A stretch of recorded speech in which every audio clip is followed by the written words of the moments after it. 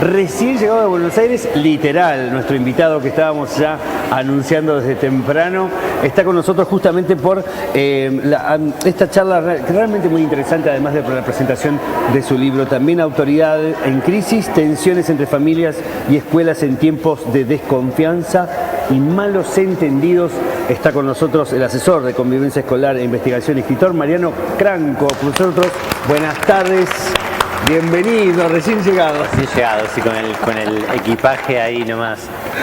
Bueno, muchas gracias, sobre todo por la invitación, antes que nada. Por supuesto. Así que para mí es un placer estar acá. Muchas gracias. Gracias por la gentileza también, de verdad, de estos ritmos también de que tienen este tipo de eventualidades, de llegar, de bajarse de un avión con la valija y estar en vivo en televisión ahora también, pero la temática es tan amplia y también tan importante que nos interesaba muchísimo poder tenerte, poder abordarla también, que no es ajena, creo que ninguna escuela, institución en el país, pero bueno, en Neuquén también se está sucediendo y está pasando en todos lados también. Contanos un poquitito cómo fue el desarrollo de esta idea y cómo es tu trabajo en la asesoría puntual.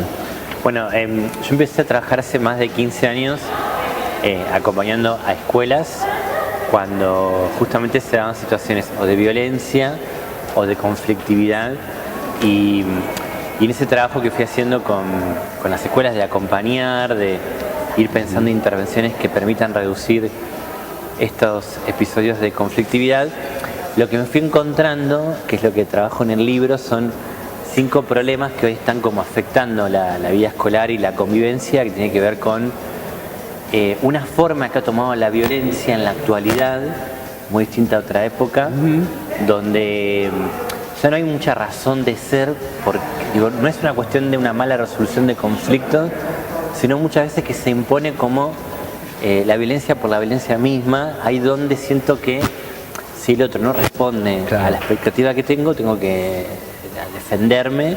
Como una reacción orgánica, natural. Exactamente. Así, como que está asumido que tiene que ser así, ¿no? Sí, es como una cuestión que... Y un marcado aumento. Me imagino que la evaluación de tu trabajo de estos 15 años, yo te contaba off the record también, impensado quizás en situaciones donde cuando uno cursaba o cuando uno iba, cómo era la institución, un respeto a un aumento progresivo de este tipo de situaciones, ¿verdad? Sí, totalmente. Aumenta cada vez más, no solamente en términos cuantitativos, sino lo que está apareciendo es que la forma, antes por ahí había una denuncia, un malestar que se expresaba mediante una carta.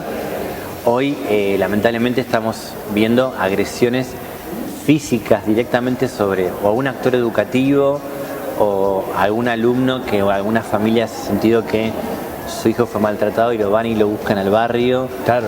Digo, hay algo de lo simbólico, eso que permitía la palabra, que se degradó tanto que se pasa a la acción de forma inmediata. Digamos. La palabra se degradó. Esto es realmente un título, porque también en la autoridad, en la palabra de frenar o de pedido de quizás ayuda, también hay un cambio, ¿no? De paradigma en eso también, ¿no?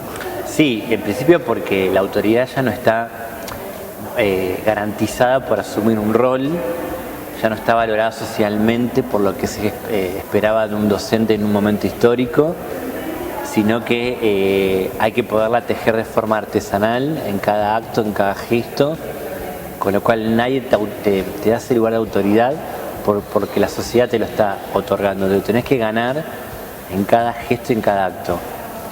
Eso por un lado. Y por otro lado, lo que está sucediendo es que en la velocidad en la que estamos viviendo, lo que sucede es que todo rápidamente es interpretado como un signo de maltrato. Entonces, algún docente que por ahí levanta la voz, porque es necesario levantar la voz, ya es interpretado por las familias como acá hay maltrato, y esto es comunicado en los WhatsApp rápidamente de las familias, con lo cual genera un efecto de fenómeno de masa donde todas las familias ya van a exigir la expulsión, con lo cual la autoridad ahí está en un momento muy crítico, digamos, y hace falta un trabajo muy en red para no sentir que es tan personal el conflicto y poder distanciarse. Mariano, en tu análisis como profesional, ¿por qué motivo o en qué momento empezó a suceder esto? No, seguramente, obviamente, no es un quiebre, pero hay como un desarrollo seguramente de esta pérdida de valor, de esta pérdida de imagen del docente y de repente de estos padres que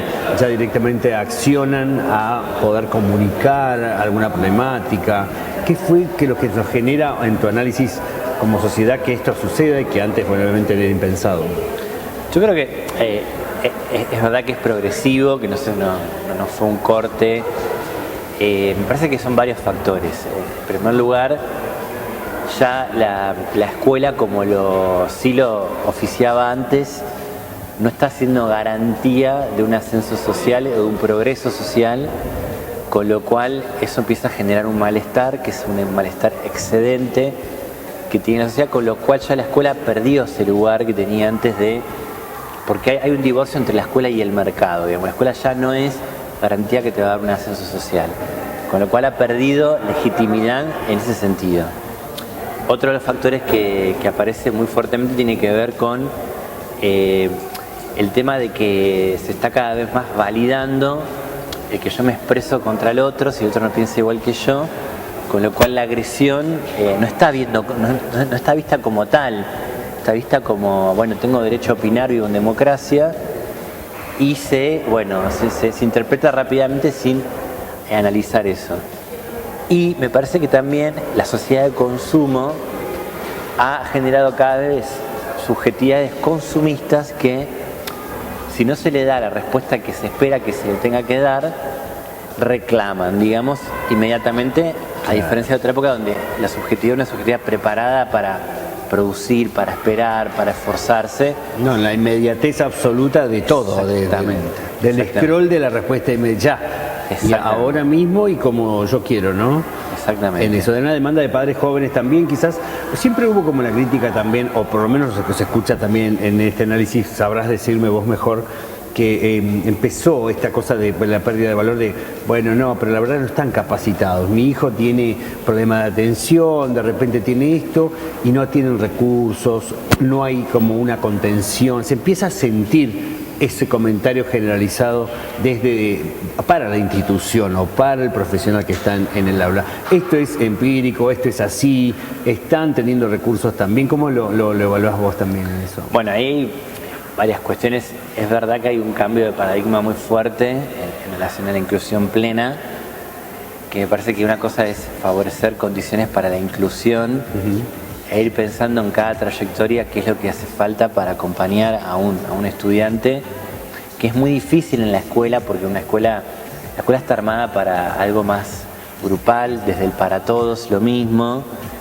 aprendiendo de la misma manera para el mismo tiempo. Entonces, ya la escuela tiene una estructura que es difícil per se que genere posibilidades de inclusión. De todos modos, cuando hay condiciones que se van dando dentro de la escuela con recursos, con acompañamientos, con orientaciones sobre cómo intervenir, se va viendo una gran diferencia entre una situación u otra. O sea que sí hay muchos recursos, hay mucha formación, pero también hay una dificultad enorme con esto de la inclusión plena, porque se ha hecho de manera radical, con lo cual no se puede estar con cada sujeto trabajando en forma individual. Físicamente posible ya también, exactamente, ¿no? Institucionalmente. Entonces ahí hay un tema, es un problema que tenemos ahora en la convivencia, sobre todo, que es que tenemos muchos niños que están muy desbordados por cuestiones lógicas de cómo están en su momento más subjetivo, que no pueden convivir tan rápidamente con otros, y esos desbordes derivan en estallidos, digamos, niños que se desbordan y golpean a uno o a otro, o van y le pegan a la maestra. Dios mío, tal cual. Y eso, bueno, me parece que implica un repensar, cuando hablamos de inclusión, de qué hablamos, si puede ser plena o no, y si va a ser plena, hay que crear otras condiciones que no están dadas. Esa es la verdad. Entonces, bien, hay un planteo de renovar, de actualizar, quizás en el análisis de los casos reales que puntualmente se van a estar hablando también y demás, qué es lo que vamos a poder encontrar también en esta comunicación y quizás esperanzadoramente comunicar qué podemos empezar a comunicar, a visualizar, a que se puedan tomar esos recursos como solución.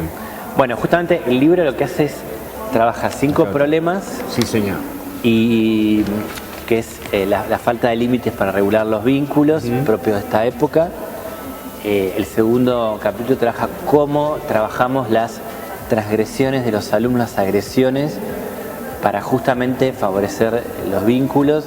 Se trabaja sobre la segregación en los grupos escolares, el tema de la autoridad en crisis y el tema de las familias denunciantes. Lo que tiene el libro es que cada capítulo te ofrece diferentes casos donde parte de la situación problemática y se muestra cómo se puede resolver y cómo se resuelve finalmente. Bien. Porque tiene efectos favorables cada intervención y hay herramientas al final que te orientan sobre qué funciona y qué no, digamos, para poder abordarlo. O sea que, y termina cada capítulo con principios que orientan sobre qué hacer y qué no hacer para resolver la violencia, digamos, bueno, que son extraídos de la experiencia, ¿no? Claro, por supuesto. La experiencia nos enseñó esto. Violencia, familias y escuelas desbordadas, es el libro aquí de Mariano, espectacular, en realidad, porque la temática con todas las experiencias y con casos reales también. En la problemática puntual del famoso bullying y llamado de todo tipo, porque ya pasamos al ciberbullying y hay un montón ahora de nuevas variantes también tecnológicas y demás. Se sigue pensando en abordarlo de alguna manera más accesible. Entiendo que por momentos, o quizás en algunas zonas, hablamos de ghost y de nombres en inglés, que quizás el padre que de milagro puede trabajar y hacer cosas, el padre no se comunica con ese hijo que viene con una carga tremenda o la nena. ¿De qué manera se bajan esas herramientas para que sean accesibles, para que puedan entender que hay que comunicarlo, de que se pueda ver cómo se abordan esas problemáticas ya tan habladas o tan comúnmente visualizadas como, bueno, sí hay bullying, y realmente atacar el problema para que no haya un final, un desenlace negativo, ¿verdad? Bueno, en primer lugar lo que hay que hacer es diferenciar lo que es bullying, acoso escolar, de lo que no lo es. Porque en esta época todo es bullying, pareciera, ¿no? Correcto, eso iba. Exacto. Y eso genera que uno pueda después intervenir realmente porque, digamos, un malentendido, una situación de segregación de un estudiante que no es deseado para nada o un conflicto más resuelto, no implica un acoso escolar. El acoso escolar en general se da de forma solapada, de forma sistemática, es con algún alumno o algún grupo de alumnos. Claro. Y en general no se llega a visualizar. Entonces, ese trabajo con el acoso escolar requiere una intervención mucho más focalizada sobre los sujetos que forman parte sin culpabilizar, sin castigar, sino para justamente leer qué le pasa a cada uno de ellos que está tramando esto y también leer qué de las condiciones grupales e institucionales favorecen que esto ocurra. Porque en general, los alumnos que ejercen acoso escolar, es porque sienten que a través de eso ganan un lugar de pertenencia en un grupo. Entonces hay que empezar a trabajar qué valores hay en el grupo para que el que busque esa mirada probatoria sienta que a través de eso lo va a obtener.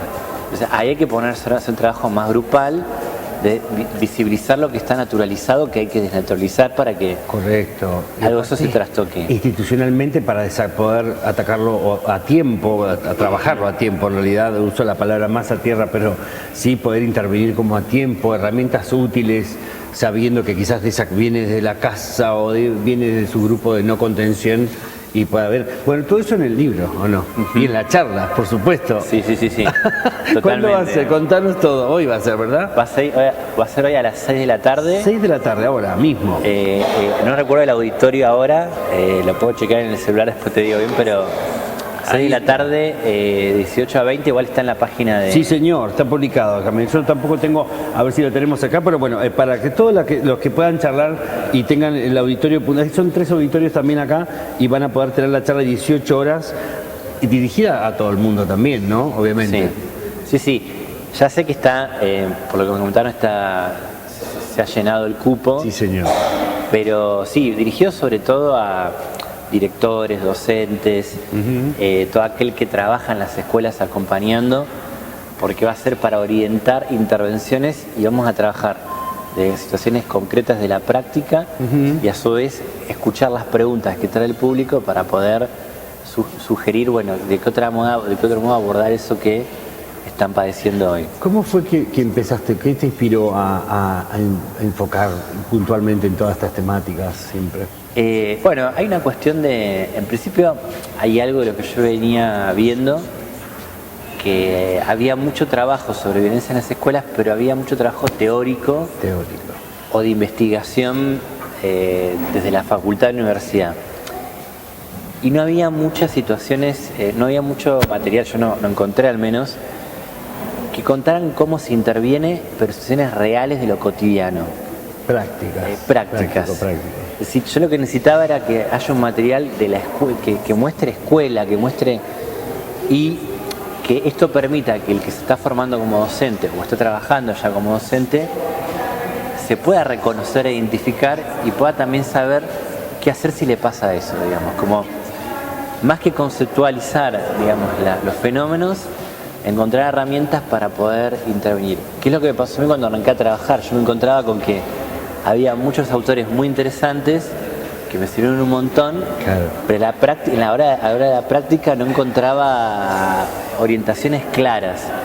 Y bueno, la práctica me fue llevando a querer escribir, a ir formalizando lo que me iba pasando, sin saber que iba a escribir un libro, pero digo, mirá vos. Fui armando. Y el crecimiento de las consultas, ¿no? Porque me imagino también la necesidad, a sala llena hoy ya no hay más cupos, en un libro donde vas a encontrar herramientas, me imagino que es cada vez más alarmante la demanda, ¿no? De esta capacitación, de esta formación, de esta charla. Sí, pues yo lo que creo que es lo que me está pasando cuando viajo a las provincias es que la posibilidad de que otro te diga, me está pasando esto, yo lo abordé así, y te haga pensar, bueno, pero acá me parece que hay que escuchar esto, faltó abordar esto, habría que pensar esta otra cuestión, me doy cuenta que genera algo en el público de tener la posibilidad de que sea pensar con otro, porque esta tarea es una tarea muy en soledad, digamos, y en la escuela no hay mucho tiempo para pensar.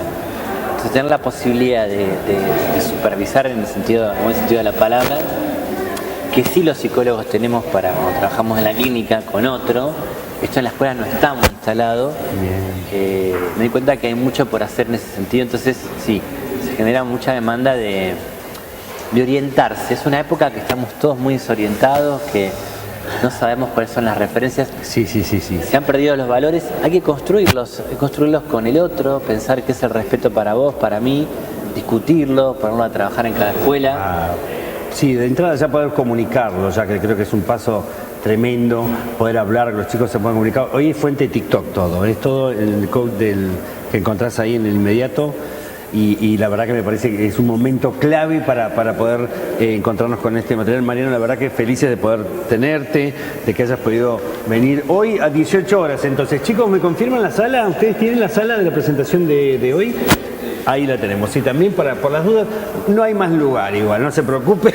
Pero a las 8 voy a hacer firma de libros en el stand de contextos educativos. Ah, muy bien. Así que bueno, ahí también yo en general cuando la gente se acerca personal, me pregunta si me preparo. Prepárate, ya estarás acostumbrado igual. Sí, pero que te va a bordo así, te van a ir a contar los casos. Claro, y ahí surge la posibilidad de poder pensar algo con ellos. Ahí, muy bueno. Obviamente, generalmente, porque no hay que ahondar mucho, pero sí pasa mucho eso. Vas a tener que volver. Vas a tener que volver a Neuquén a recorrer. Un placer, un honor. Irma Acuña, por supuesto, sala Irma Acuña, 18 horas. Hoy presentación de la verdad, una herramienta. Violencia, familias y escuelas desbordadas. Y a las 20 horas firma de libros. Sí, también. En el stand de contextos educativos. En el stand de contextos educativos. Mariano, un placer. Gracias por venir, gracias por el trabajo que haces también. Bueno, muy muchas gracias a vos por la calidad y por todo el recibimiento. Enorme para Mariano Franco. Entonces, nosotros ya nos vamos.